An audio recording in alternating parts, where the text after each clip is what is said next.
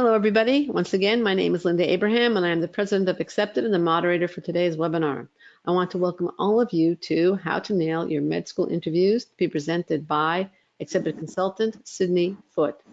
Before we start, I'd like to bring a few items to your attention. Sydney may ask a question during the presentation and ask you to raise your hand in response. You can do so by clicking on the hand icon, two icons underneath the horizontal orange arrow on your control panel. If you are here because you want to ace your interviews, attend medical school, and pursue the career of your dreams, please raise your hand. And again, that means click on that icon.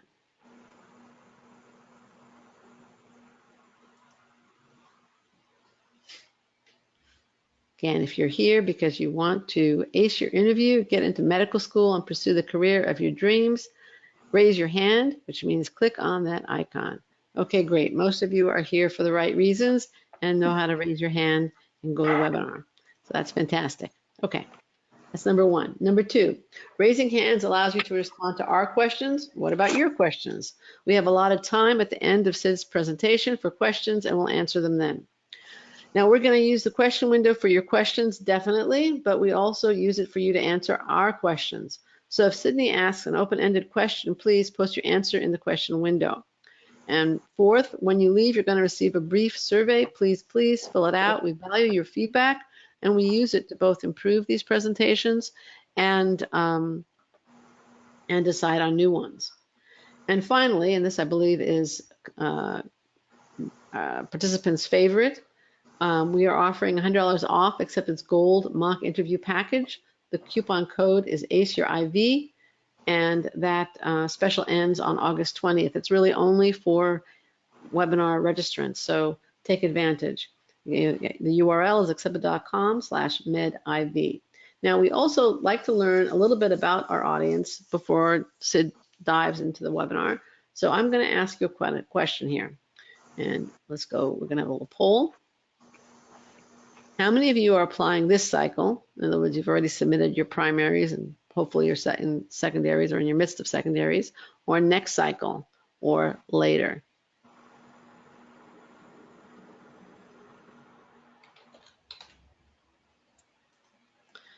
Okay. How many of you are applying this cycle, next cycle, or later? We're at 68% having voted. Can we get it up? 5, 4, 3, 2, 1. I'm going to close the poll. Got it up a little bit, and here's the results. 92% of you are applying this cycle, 8% are planning ahead for next cycle, and nobody in this audience is applying after that. So, okay, with that,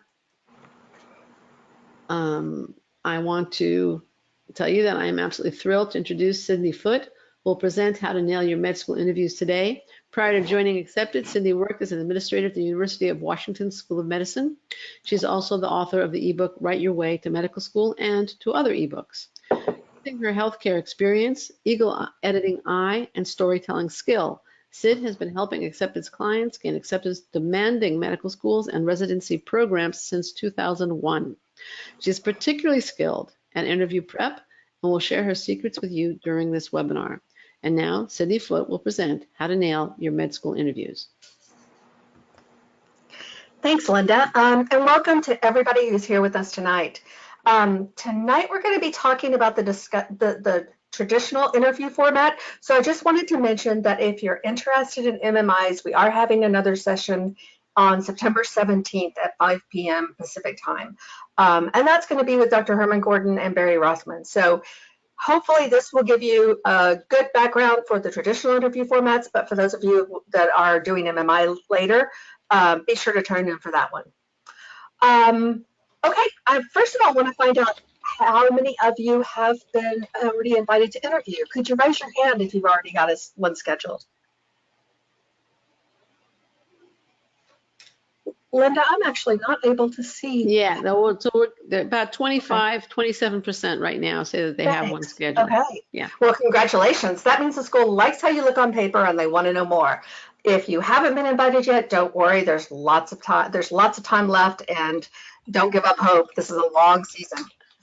So I'm going to be covering a lot tonight, and I'll probably talk fast, so apologies for that. But there will be time to ask questions at the end, and you're also welcome to send me your questions after the webinar. So to get started, I'd like to share a short video, and this is from the old show ER. This is a med school interview, kind of made up for television audiences, but is it showing up? Linda, is it showing up? Give it a minute. It will. Okay. So, they kind of take it to the There extreme, it is. but it is pretty accurate compared to what I was seeing when I was at the University of Washington. It's taking a minute. Yeah, it's buffering. Almost had it a second ago. Uh-huh.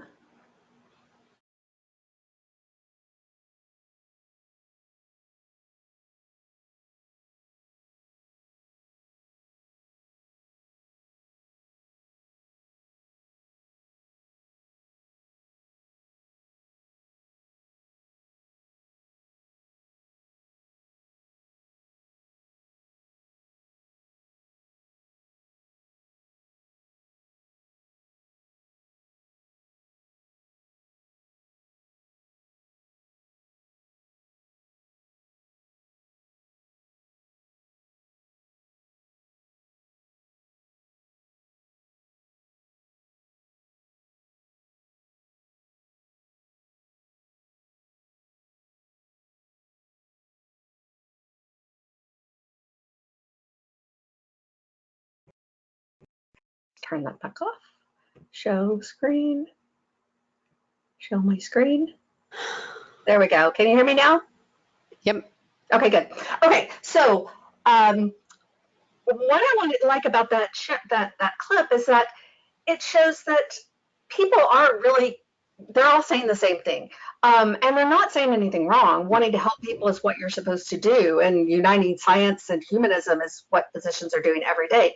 But if you and every other interviewee says it, you're just not going to stand out. So what I want to talk about tonight is how to make your story stand out and be remembered after all that noise about helping people is gone.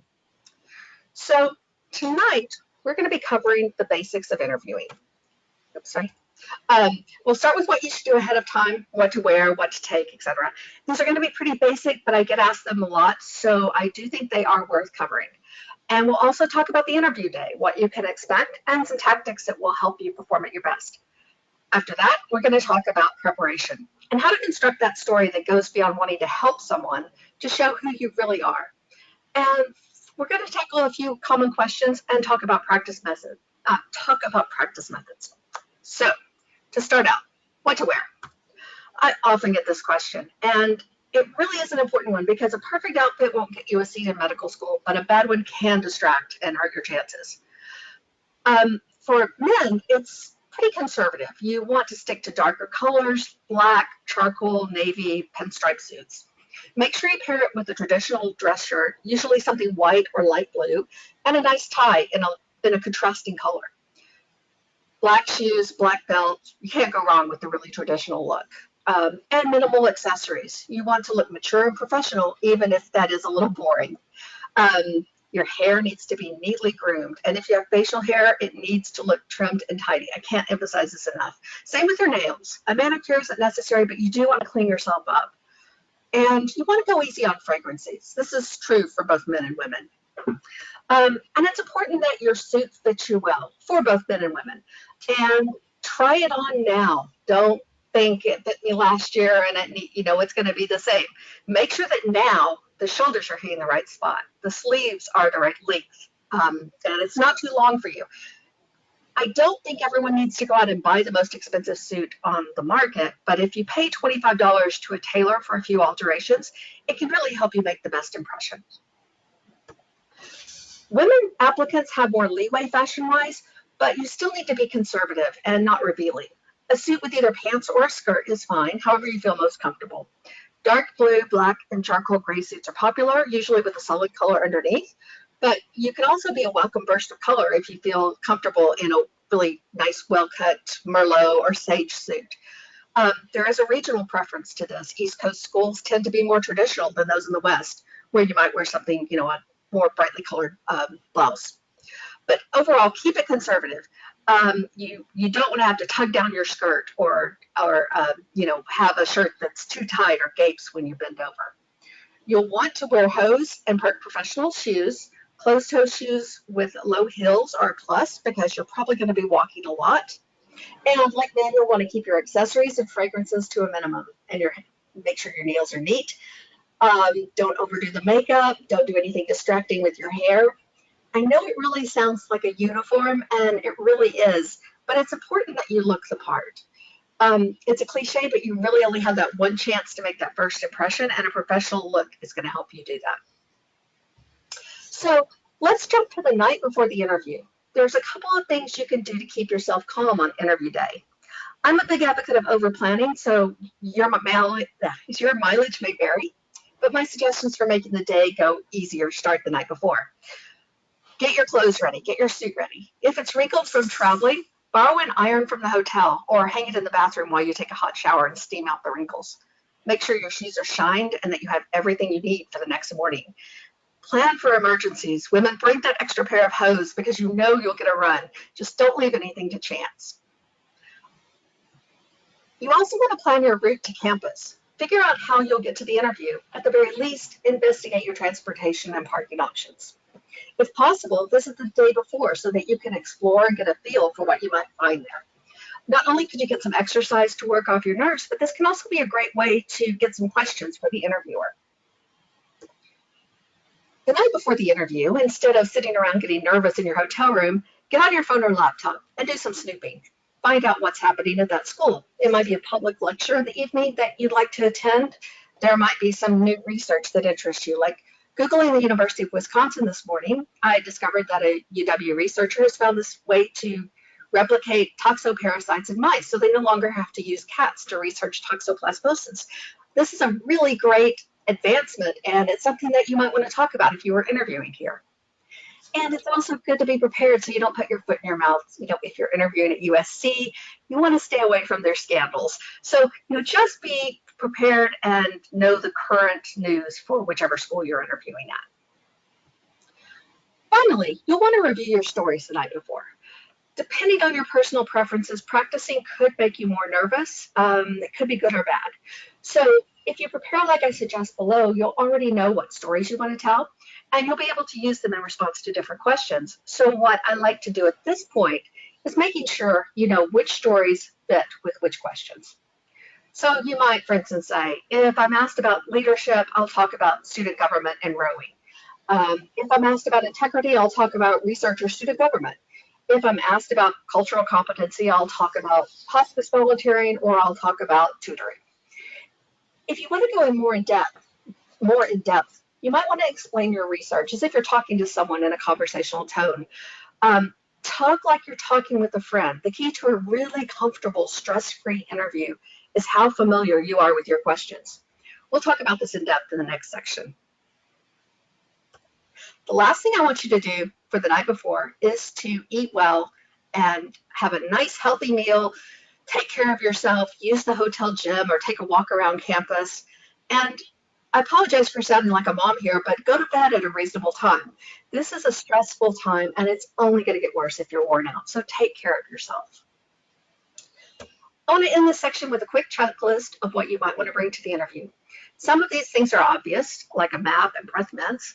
A book or Kindle's nice to read while you're waiting around. Interviewers often ask what you're reading, so make sure it's something you're comfortable talking about. I also encourage you to take an old-fashioned pen and paper. It's nicer to be able to do that if you need to write down like a citation or anything that you might want to record, rather than relying on technology that might fail you or staring at your phone. Another handy tip that I heard recently was to bring a stain remover pen, just in case you spill something on yourself.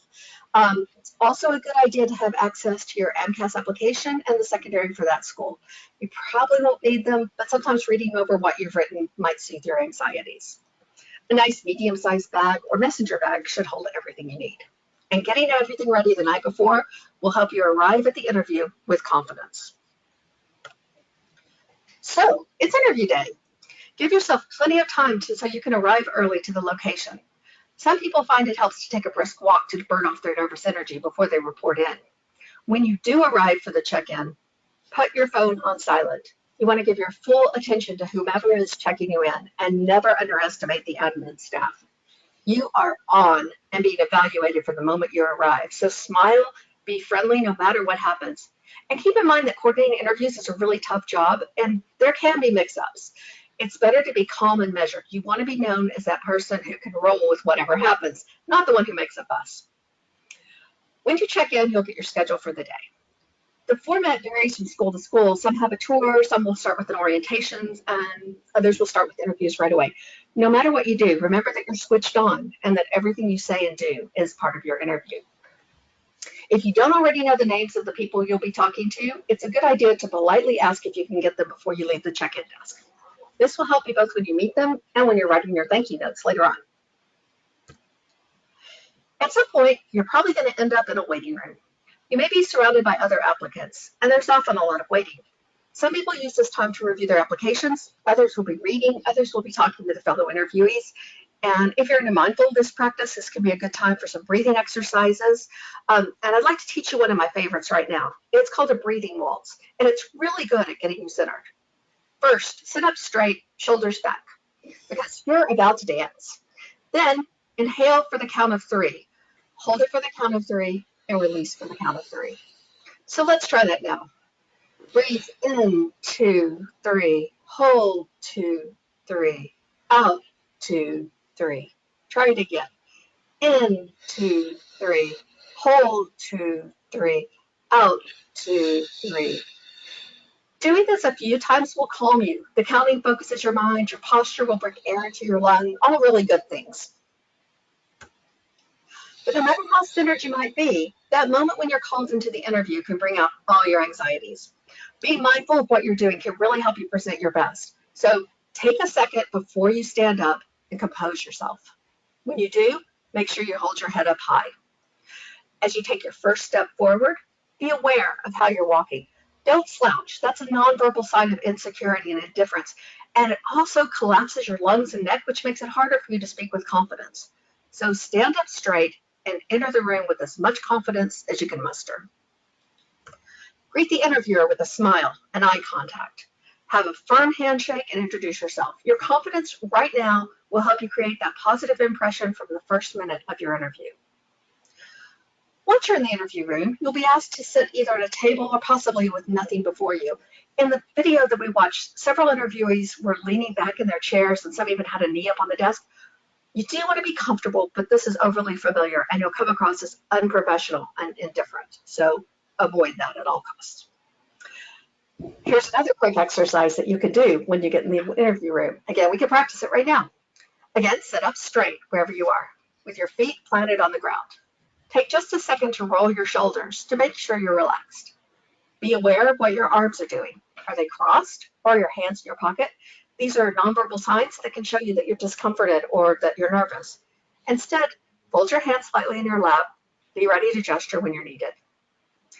If you do this, if you're conscious of your verbal tones, you'll be able to start the interview with an engaged, animated tone. Next to nonverbal cues, your tone says the most about your interest and enthusiasm. And being self-aware is, again, that first step in addressing any issues. Do you sound like this when you're trying to remember what to say? Are the words just spilling out without any variation? Is there a monotone and is everything just pouring out at once? This is very common when people get nervous. Your breath and posture both affect this, so as you practice, be aware of how you're sitting and breathing. Also practice using your voice to highlight what you're saying through pauses. These can add impact, or by raising or lowering the tone of your voice. If you'll do this in your practice sessions beforehand, you'll get more aware of your tone and you'll be able to sound more engaged during the actual interview. Other people talk faster and their voices rise or shake when they get nervous. Women, like me, tend to do this more. And not coincidentally, this nervous trait comes across as lacking credibility. The best way to deal with this, again, is with awareness and practice. Slow down. Get control of your breathing. If there's several people in the room, try focusing on one of them as you intentionally slow down your speech and inhale. The pitch of your voice should lower as you continue. Women also need to be especially conscious of upspeak, that raising your voice at the end of sentences, and also with the vocal fry, which is what the Kardashians sound like.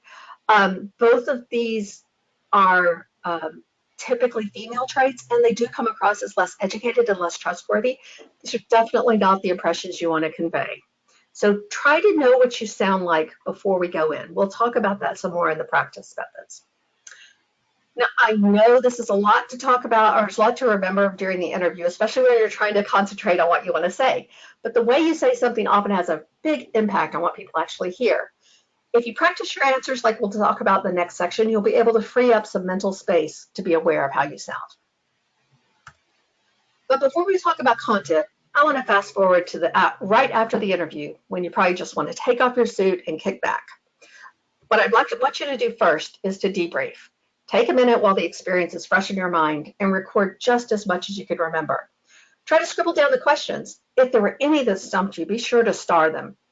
I had one client a few years ago who was so sure that she flubbed an answer that the dean asked her that in her thank you note, she explained that she'd been reflecting on this question after the interview and wished that she'd said this. And she was subsequently accepted at that school.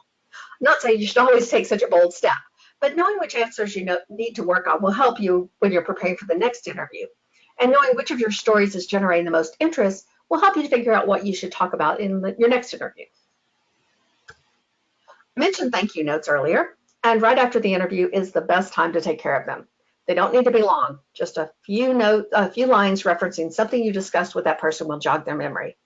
If you write them while they're fresh in your mind and upload them in the school's online portal, you can check that item off your list. Finally, treat yourself. No matter how the interview went, you survived, and you should reward yourself with some self-care. You might have a massage, go to a favorite restaurant, buy a book you've been wanting to read. Whatever you do, give yourself that sense of closure as you leave this decision in someone else's hands. Okay, so we've talked about some of the physical things that can help you prepare and perform well on the day. And I know you're probably thinking, how am I supposed to remember all of that and what I'm supposed to say? Like I said before, the key here is your familiarity with your stories. If you're already comfortable with what you want to talk about, it'll free up enough real estate in your brain to be conscious of your physical cues. So how do you do that?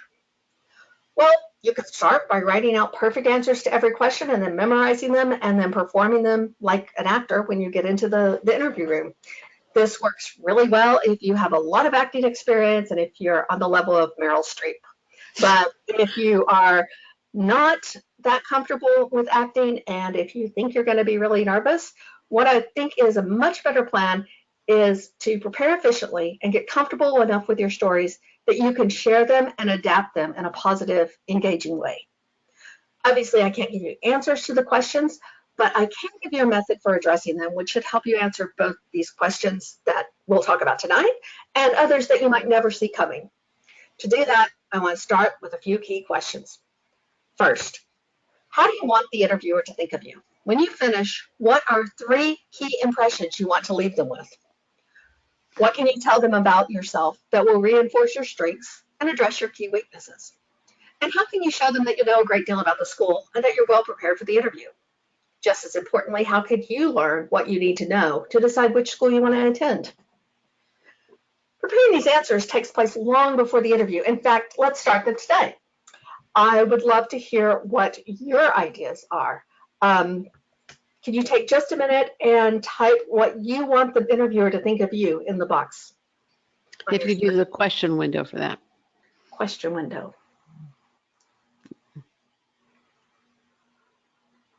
So I'm not looking for things like I'm really committed to medical school or vague ideas like I have valuable experiences that will make me a good doctor. Okay, so trying to be specific. All right, so Parth wrote resilient grit.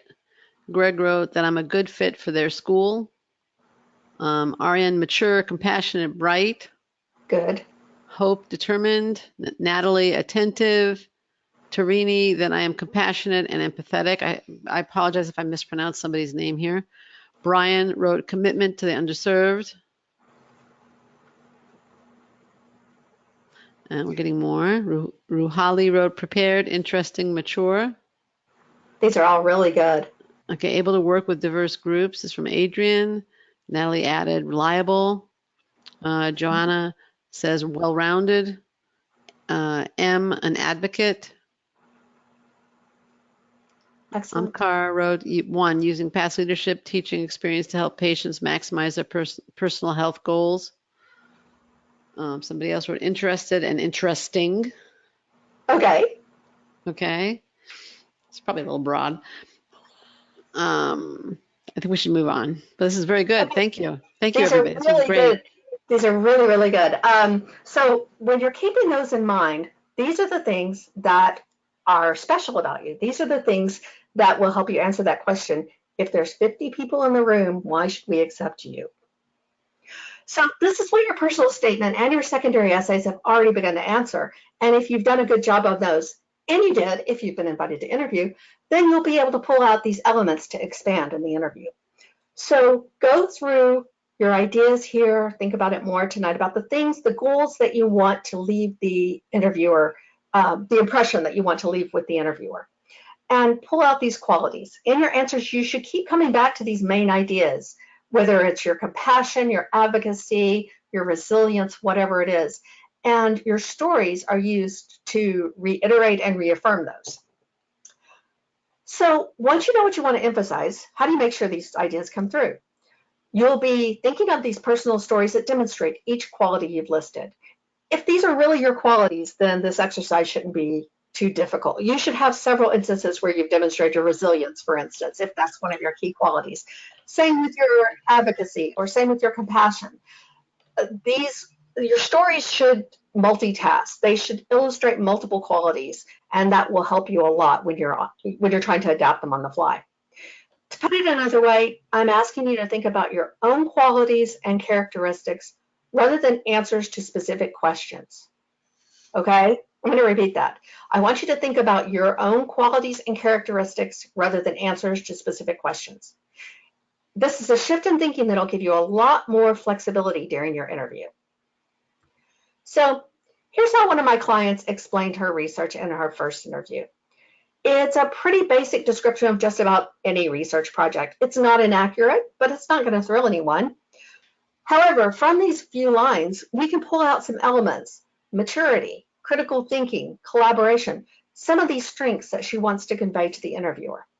But instead of making the interviewer do the work for her, she brings them into focus. This description has the same elements in it, but it can't help but sound more engaging. The applicant is telling the same story, but she's pulling out the elements she enjoys, what she's good at, what's interesting about them. There's some excitement here about what she looks forward to. And she's talking about these things that she's identified as her strengths, her critical thinking and collaborative skills. So this is a great answer, but how is she going to remember this? Does she need to have the exact wording? No. She just needs to remember a few key points, and then she can revise them on the fly. So she writes an outline. She knows that she wants to talk about her continuity in the lab and emphasize that she's been there for several years. She wants to talk about how she's demonstrated her critical thinking and how she's highlighted her teamwork skills. So she uses these examples as a way to evidence and demonstrate her qualities. But let's say she doesn't get asked about research. What if instead she's asked to give an example of working with others? In that case, she uses these exact same elements, but she just adapts the story on the fly and says something like, I've been involved with the Johnson Lab for the past 3 years. Our lab is very collaborative. At our weekly group discussions, everyone has a chance to share their projects and help with others' work. Inputting and interpreting data can be really solitary, but input from other lab members is really sharpening my critical thinking skills, and I'm learning to identify patterns to look for. So do you see the difference here? She's switched from using her research experience as a focus to using it as evidence to support her qualities. This will help your stories multitask for you, and if you can get comfortable telling a few of them and knowing which qualities and traits they illustrate, you'll be able to address unexpected questions with no trouble. Now, let's talk about strengths and weaknesses. Med schools love asking applicants to identify these. If you've already figured out what qualities are present in your stories, then you're well on your way. So let's take the applicant above. She's prepared stories about her research, her community service, and her work on a medical mission. So far, she's already been asked about her mission and her community service work. So this is an opportunity to talk about her research, which, as she's already decided, illustrates her critical thinking and teamwork abilities, and even her persistence. She chooses one of these as her strength, pops in her example from the lab, and away she goes. Greatest weaknesses are trickier, but again, it's about framing your answer. Nobody is perfect, and med schools want students who are self-aware enough to know what works. They also want to know that your weakness isn't debilitating or limiting your study of medicine, and that you're working on it. There's no point in saying you're a perfectionist, but you might be overly detailed. This isn't bad in medical field. Or you might have a tendency to bite off more than you can chew and feel like you're letting people down. Or at the other extreme, you might be shy or have trouble taking risks. Any of these weaknesses could be horrible, or they might be no big deal. But it can be human nature to imagine the worst. So what I want you to do is rein in their imaginations, or as I like to say, box it up. Explain how your shyness kept you from joining clubs in high school, or share a time when you had trouble balancing all your responsibilities. This sets boundaries for your weaknesses, hopefully ones that aren't insurmountable. And it helps if you can use an example from a while back, like high school. Sharing what you've done to overcome your weaknesses is important as well. Whether you've explored better time management or joined a local Toastmasters club, whatever it is, show the interviewer that you don't just know about your weakness, but that you're taking steps to deal with it. Another question that you'll often get that's related is weak spots on your application. Do you have a failed class or even a bad year or a big gap that you might need to explain? It really sounds cliched again, but honesty is the best policy. Frame your answers in a way that shows that you accept responsibility, that you're self-aware, and that you own what happened, and that you learn from the experience. So let's say you get in over your head one semester and your GPA suffered, or that you had some family issues and you had to withdraw from classes. That happens. Be upfront and explain what happened. But just like with the research example above, you want to show what positive qualities you took from this experience. How did you get back on track? Did you develop new study techniques? Did you make use of professors' office hours? Did you develop coping mechanisms like exercise or counseling? You don't need to oversell the positive side of this experience. You don't have to be glad that something bad happened to you, but you should be able to show them that it's over, and that if it happens again, you'll have the tools to deal. Again, preparing these answers ahead of time will go a long way to addressing them in the interview. As well as knowing your stories, you need to show that you know a great deal about the school where you're interviewing, and that you'll be a valuable addition to their class. You probably already answered a question like, why do you want to go here on your secondary? Be sure to review these carefully so you can expand and so you don't contradict them. You also want to emphasize your fit. Don't wait until you're asked why you want to go there. Instead, be clear about their mission and weave that into your answers. You might want to do this, for instance, by linking your research interests to their programs. Mount Sinai School of Medicine says, Mount Sinai will be a participant in efforts to define and solve health problems in population groups and communities through its capability in developing scientific knowledge, education, and service. So one of my clients, when asked why she was doing research with targeted when she was asked about her research with targeted insulin receptors, she links it into this idea and says, I'm glad you asked me about that because the East Harlem Health Outreach Partnership on Diabetes is one of the main reasons I'm drawn to this program. And then she can go into her research. Emphasizing that link to what the school is proud of or what they put their efforts into is always a great way to show that you understand the mission and that you're a good fit. So where do you get these details? Your first stop should be the School of Medicine website. That's somewhere you've probably already visited for your secondaries. This will get you a lot of details about the curriculum and student activities, which can be really important aspects to highlight. Another useful place for this kind of information is the news section. This is where you'll find what they're excited about, maybe a new obstetrics wing or a simulation lab or a research program in your subject area that just got funding. These are great things to talk about at when you're talking about the school fit or when you're asking questions about the campus. Also, as I mentioned earlier, Googling news from outside sources can give you information you might not readily get on their websites. I recently came across an article about a third-year med student at Mercer who has started cultivating groceries because Macon, Georgia is a food desert. If you're interviewing at Mercer and have any interest at all in community nutrition, this is a great connection to make. So it's these kind of really personal details and really things specific to your own interests that can make a big impression. Finally, network. By now, you should know where every one of your physicians, research associates, professors, coworkers, everyone around you went to school. If one went to the school where you're interviewing, just pick their brains. Find out everything that you can about the facilities, the culture, popular lunch spots, whatever it is. Use every resource that you can to show that you know about the program and know why you want to go there.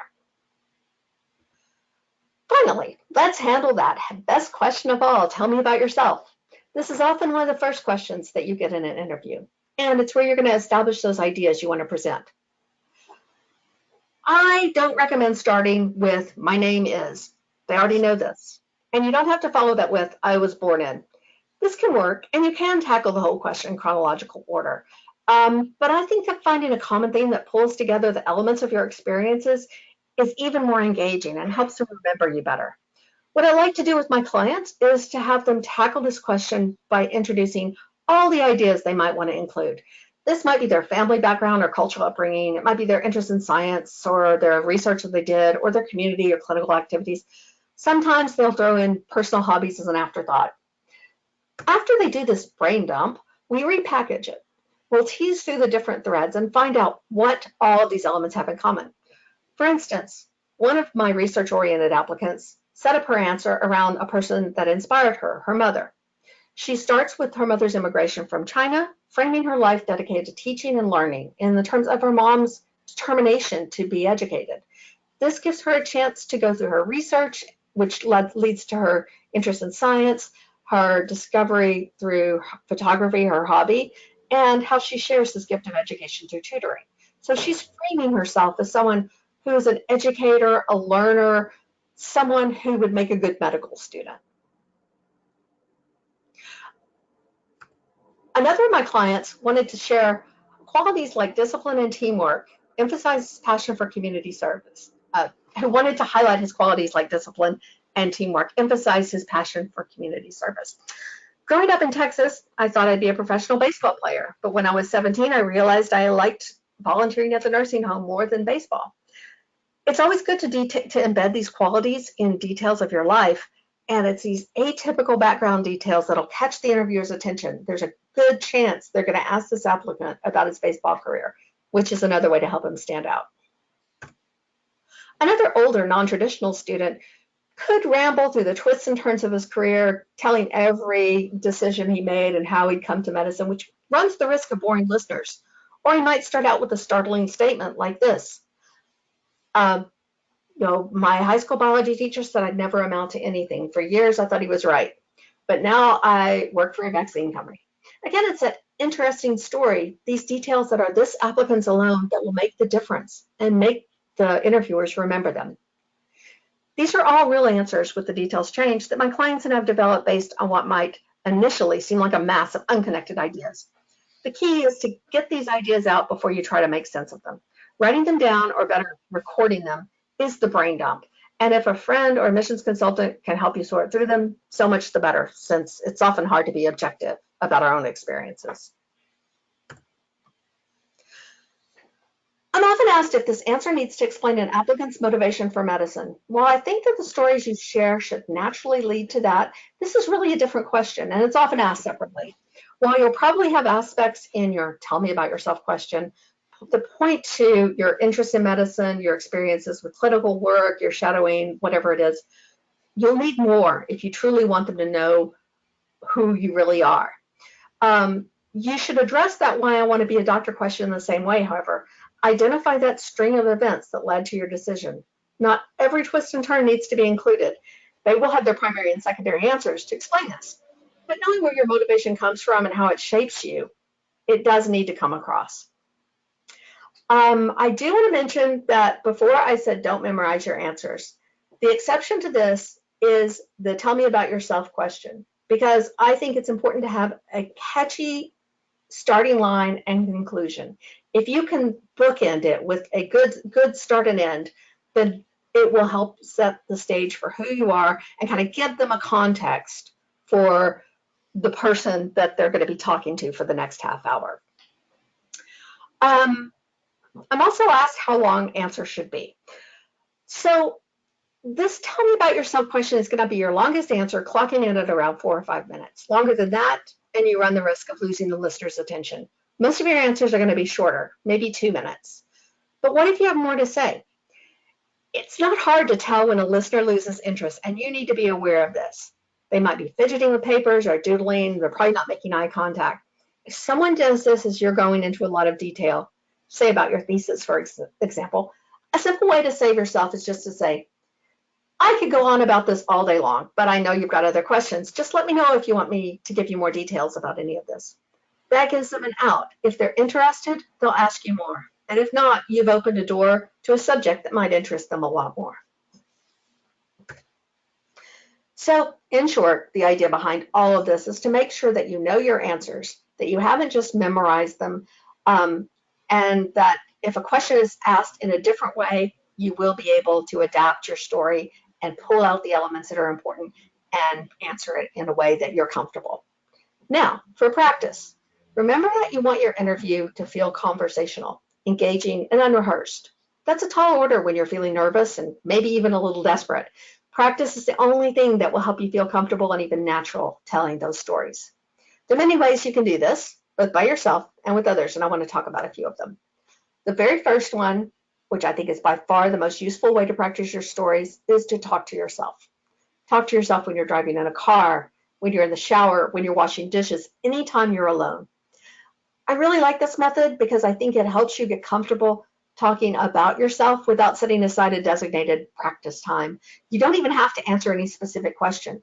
You can just take a shot at talking about your community service efforts, or talk about one thing you really wish you could improve on. Talk about a problem that you had with a coworker or a fellow student. Talk about your abilities in teamwork. Whatever it is, just get comfortable expressing yourself in a way that brings in these key elements that you've identified.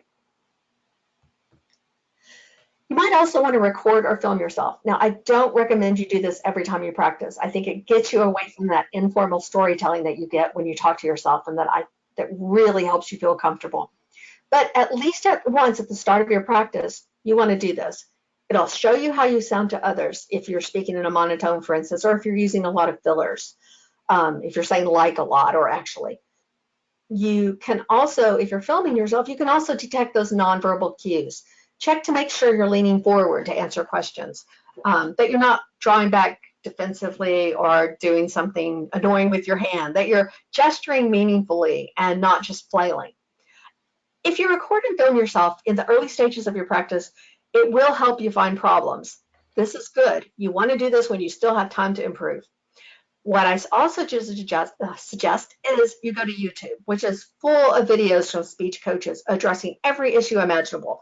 So if you're struggling with vocal fry, for instance, or if you're having trouble making your voice sound more confident, there are exercises you can do, and there are experts who can really give you some good advice to work with.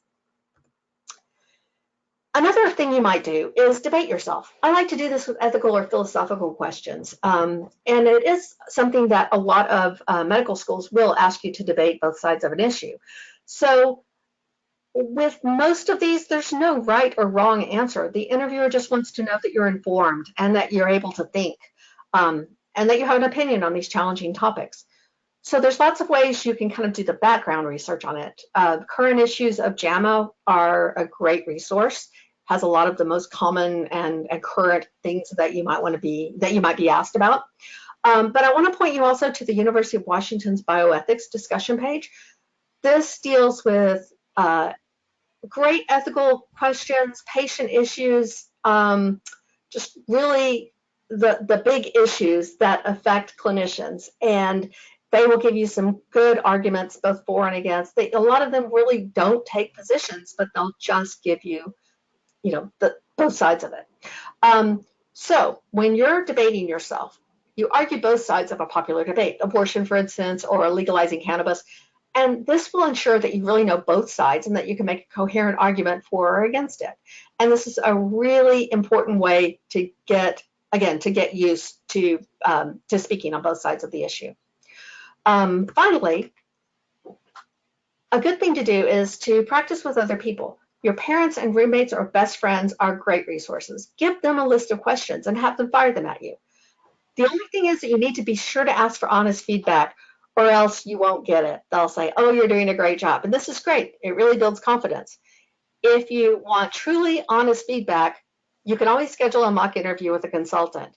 We're paid to give honest feedback, and we can be a useful tool to help you identify and address difficult questions or problem areas. I go over my clients' specific questions. We tackle ethical issues. We really develop the stories that they're able to, so they're able to present themselves in the strongest way. So that's pretty much it. You can start practicing anytime. In fact, the earlier the better, even if you haven't gotten invited to an interview yet. The more aware you are of all your personal quirks, the more likely you'll have time to address them. And the more accustomed you are to sharing your stories, the more comfortable you're going to be when you go into the interview. So yeah, that's it. I know there's a lot riding on your interviews, and I hope what we've talked about tonight will help you nail them. If you have any questions, please stick around and let me know. And last, just good luck to you all. All right. Well, Sid, thanks so much for this very, very informative webinar. I'm sure everyone here now has the tools to nail that interview. I'd like to ask you, attendees, what was the most valuable concept, advice, or information you learned from Sid's presentation? What was the most useful piece of information, advice in the question window that you got from Sid's presentation today? JAMA, current medical issue, paying attention to your attire, the small details, practice, practice, practice from Brian. Jack says how to tackle the tell me about yourself, how to frame or box my weaknesses, boxing weaknesses to somebody else, how to tackle interview questions, tip to talk to yourself a lot. Practice, says Parth, how to answer weaknesses, making sure 3 specific qualities are to be emphasized throughout the entirety of the interview. Great, Ruhali. Tips on how to address interview questions, how to tie everything together with the key qualities. This is from Natalie. Having an In-N-Out burger after an interview sounds like a good reward. How to practice your breathing and posture. Okay, great. Well, thank you so much. Those are great responses. Appreciate it. I'm sure Sid appreciates it. Yeah. We're going to take your questions in just a minute, but now it's my turn to share a few thoughts about the med school interview. If you're lucky enough to get called for interviews, first of all, celebrate. You've made enough of an impression, enough of a positive impression with your primary and secondary applications for the admissions committee members to want to invest more time in getting to know you and seeing if you are a fit for their community. That invitation represents opportunity, but it also represents risks. Are you going to present yourself in your interview as a future professional, or like some of those slouching people in the video that Sid started with? Are you going to come across as someone who would be a thoughtful member of their community and later a compassionate physician whom the interviewer could see treating his or her loved one? Are you going to successfully implement all the excellent advice that Sid provided you today? And she's provided a ton of great advice as your responses showed. Now that's your challenge, and it's a challenge that Sid and her colleagues here at Accepted would like to help you meet with flying colors. I'd like to tell you about a call I had not long ago. An applicant called inquiring about our med school interview package. I gave her the details, and at the end she said, I have one more question. Why do I need this service?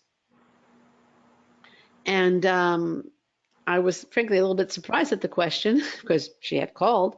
And I said, well, do you play the piano? Have you ever performed either in music, theater, or the arts? And she said, yes, I play the piano. Would you consider performing without rehearsing? Would you want to get on stage after just thoroughly reviewing the musical score and thinking about it? Our mock interviews are like a rehearsal. And like all rehearsals, it allows you to A, make mistakes when nobody really is watching you, and to improve and polish your performance before the big day. Now, let's look at some sample feedback from people who have had their dress rehearsal with Accepted. Okay, let me get something out of here my way. First one on the upper left, Sydney, thank you so much for your help so far. I don't think I would be the same place today without your help. So out of 20 secondaries, I received 18 interviews. I went to 11. I was accepted at 5, waitlisted at 4. For the next one, and that's thank you so much for your help so far. Actually, that's the top one, sorry. I have been invited to 17 interviews, accepted at 4, and awarded a full scholarship at one of them. And just in case Sid is booked when you want your mock interview, I don't want you to think that there's only one person accepted who can provide a mock interview. Here's some more feedback for Alicia McNeese Munkar. And I'm going to just take an excerpt. This is the one on the right. Through our many practice sessions, I felt confident and prepared the day of the interview and was fortunate to receive an acceptance to the medical school of my dreams. Now, these applicants are pursuing their medical school dreams. I'd like to urge you to follow the path they took so that you too can pursue your medical dreams. Can you advance the slide, Sid? Sorry. That's okay. Yes. Come on, do it. There we go. Sorry. Okay, that's okay. That's the path they took. They visited accepted.com/mediv. They chose the service that's right for them. They got the guidance, and then they interviewed well. And they interviewed confidently and effectively. And now we'd like to, if you could just advance the slide one more time. Yes. Okay. There we go. I want to remind you that we do have this special just for interview registrants. You will not find this on the website. $100 off a gold mock interview package through August 20th. That's just about a week. And the coupon code is ACE-YOUR-IV. So with that, we're happy to take your questions. There are some in the question window. Let me get that window back up here, and we'll go for that. That's why I was having trouble advancing the slides, because I'm searching for that so I could see the questions. Okay. I can't find that. Or maybe if you can read them for me. Yeah. Okay. Let me do that right now. Okay. All right. So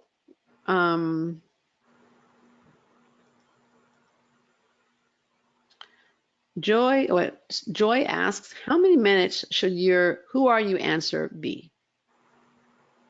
That's your longest one. Tell me about yourself. Tell me about yourself. Yeah. Yeah. That's around 4 minutes is a good length. You don't want it to be just really brief, but it is going to be your longest. The rest of them should definitely be shorter than that. All right. And here's one from Joy. She asks a couple about just about appearance during the interviews. For Black applicants, is there a preferred hairstyle for interviews? And for females, what purse should you take to interviews? For the purse, I can definitely just tell you a mid-sized purse, something that looks nice. Don't take like a campus bag. But if you have like, a black bag that matches your shoes, that's nice, or something that matches your suit. Something big enough that you can actually fit the copy of your application in, if you fold it over, is good to have, so you can refer to that.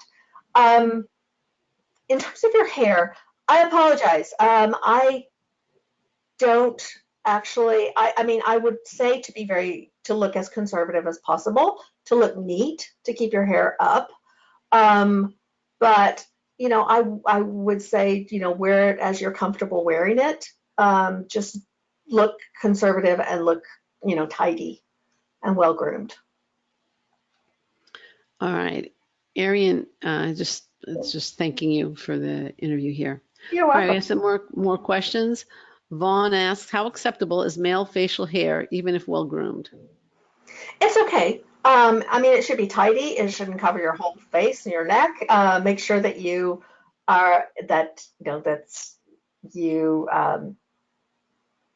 just the biggest thing is that you want to look professional. And having that 5 o'clock shadow sometimes doesn't look as professional. So if you are going to have a little bit of facial hair, I would tend to shave that off. If you have a more established beard, just make sure it's tidy and neat, and you should be fine. Again, the key is just to look professional. Just don't go in there with food in your beard or, have it look shaggy.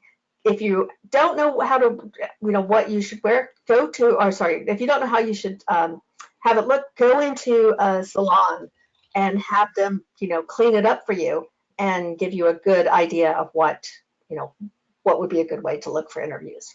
Right. And if you're really worried about it, then shave it off and grow it after the interview. That's possible too. Yeah. Okay. Um, we have some questions about men's attire. Norman is asking, is a three-piece suit for men overdoing it? And Jorge is asking, can I wear a long sleeve shirt and tie for the interview, or is the suit mandatory? You should wear a suit, and you can, what was the other one? The Oh, three-piece three-piece suit. suit Yeah, is the that, one, and the other so one it would be one a is too long much. sleeve shirt and tie sufficient. Yeah, one is too much and one's not enough. The three-piece suit, that is overkill. You really don't need that.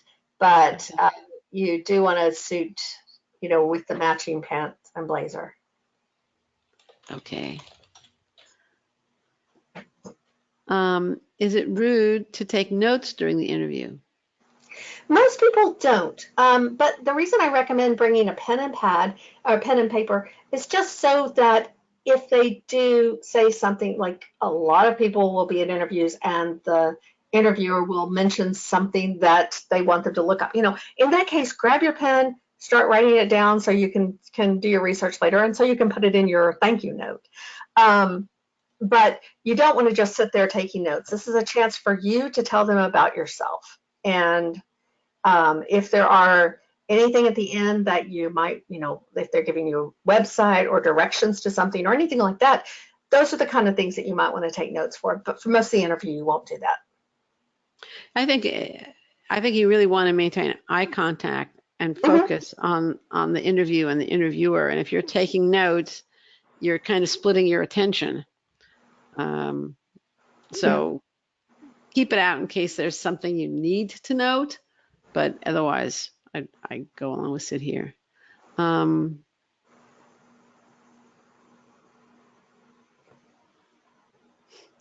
right. Parth asks, what if you get into a situation where you get a question about a topic you're not familiar with? Is it fine to say, I'm sorry, I'm not familiar with that topic, but I can get back to you, or try to tackle it by saying, I'm not sure, but if I had to logically guess? Good question. It is a very good question. So Yeah. you don't want to pretend like you know something that you don't. That's the worst mistake that you can make in a situation like this. Admit that you're not familiar with the situation. But yes, if you feel comfortable taking a stab at it, say, I suppose I would consider this, and give them your ideas, show them that you can think critically. But you definitely don't want to just it's you don't want to pretend like you know anything that you don't, and you don't want to take too hard line a stance on something, like saying, no, I don't know anything about that and I can't answer it. So yeah, my answer is to take that approach, to really try to answer it in a considered way. Okay. Sujay asks, are the thank you notes always digitally submitted? In other words, are they usually email? You there, Sid? Uh-oh. Sid, I don't hear you.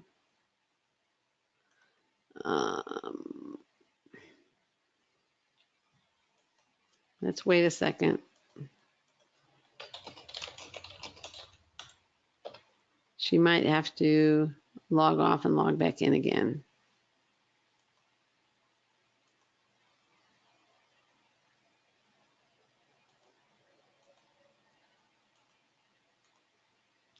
Okay, you there, Apologies Sid? for that. Yeah, Yes, all it's right, all right. Now I hear you. technical difficulties. Yeah. Okay, so the question was, Thank you notes. yes, thank you notes. Can they be sent via email? You're very welcome, Parth. Digital thank you notes are probably the best. Those get distributed. You're out again. You cut out, Sid.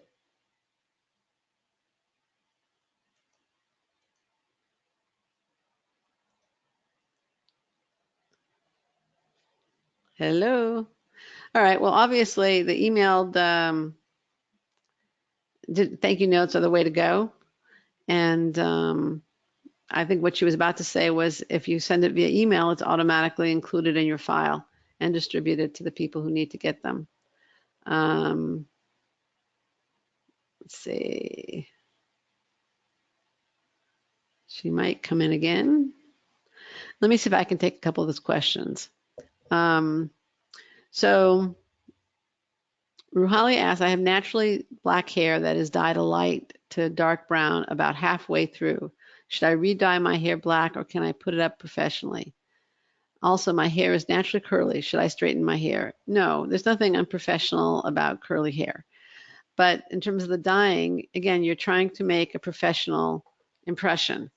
And half-dyed hair is not so professional. So I would make it all one color so that it doesn't distract. It's not an issue.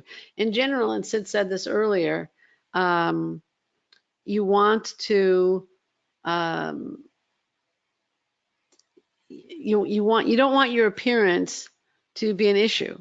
So go a little bit more conservatively perhaps than you normally do, but don't let your issue be something, your appearance rather, whether it's the color of your hair, your beard, your shoes, your tie or suit or whatever, be something that's going to draw attention to the appearance as opposed to you. You should be front and center. The appearance should be supporting you. Okay? Sid is trying desperately trying to get back here. And right now you've muted yourself, Sid. Let's go to some other questions here. Yes, you will be able to, Kathy's asking, will you be able to listen to this webinar again? You can definitely listen to it again. We'll be sending out a link to the recording.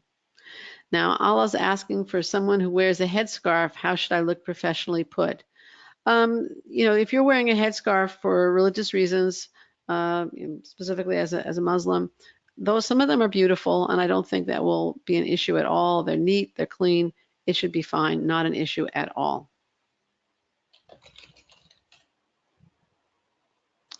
Can you hear me now?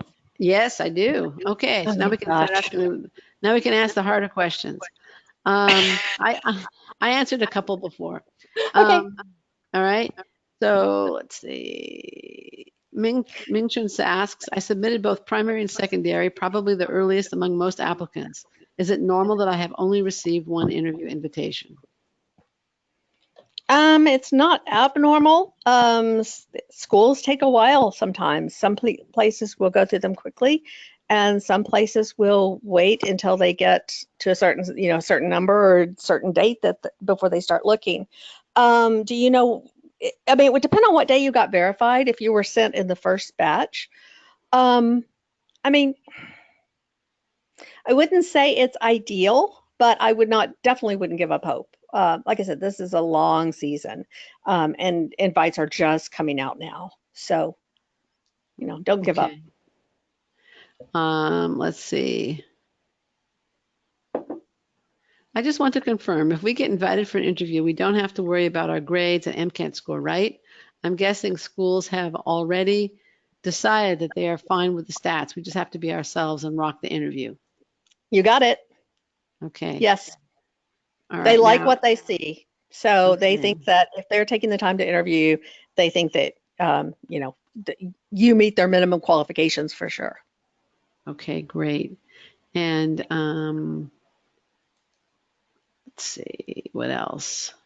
Now, be prepared to be able to explain those things because you might be asked about them, but. Okay. I'm going to show my screen now, Sid, because yours is not displaying. I don't have a screen anymore. I'm on my phone. Okay. Well, it's working. Okay. So that's good. All right. And John asked, just wondering again about the thank you note. Is a handwritten note not more personal or professional? You're very welcome, Ming Chun. It is more personal for sure. The schools get so much paper, and since they've started doing school portals, most of them specify, not most, but a lot of them specify that they would like all the communications to go through the portal like that. That's not to say that if you have the time to write a personal thank you letter, a handwritten card is always wonderful to receive.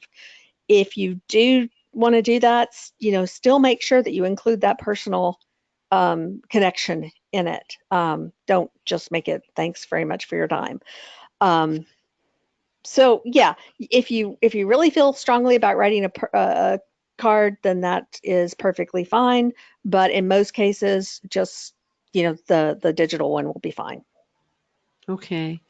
Let's see. There's a few other questions here. Norman asks, let's see, was it specific question? If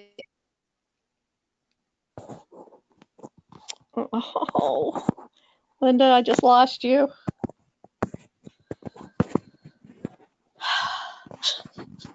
you, okay, Linda, I just lost you. Can you repeat that, please? yes, sure. Is it wise to look up your interviewer's publications to flatter them during the interview?